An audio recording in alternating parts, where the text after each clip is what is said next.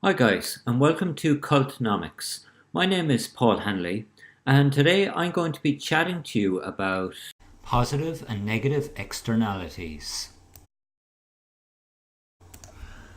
An externality is the cost or benefit of one person's decision on the well-being of a bystander, which the decision maker does not take into account when making the decision. So a market interaction whereby it impacts on other individuals, but you don't take that into account in the cost or benefits. We're going to take the example of a negative externality initially, where we have a small local town where a factory sets up.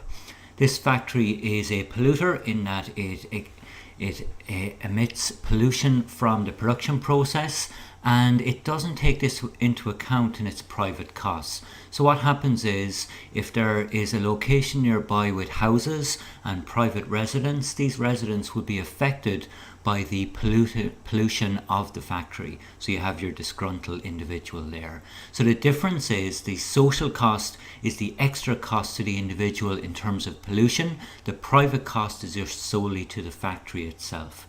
Now this wouldn't be a problem if we had something called property rights, whereby the individual in question owned the rights to the air around them and could be compensated by the factory for them. But this doesn't necessarily happen all the time, in which case a negative externality leads to overproduction, so too much production in that case. For a positive externality, it's the opposite. In the case of a positive externality, for example in this case here, education, what we have is again a disconnect between social and private, but in this case it's benefits.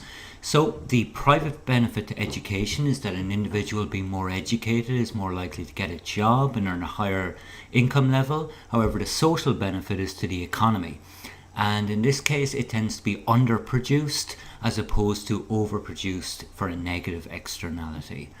And people will not finance it as much privately for the extra benefit. So what's the role of the government in all of this? Well, the role for the government really is to intervene in the market. In one, it could be a tax for a negative externality that reduces pollution in our case. It could be a subsidy in the case of education, where we subsidize students going to education. Or it could be regulation, where we regulate the market itself. I hope you call back to Cultnomics soon. Bye for now.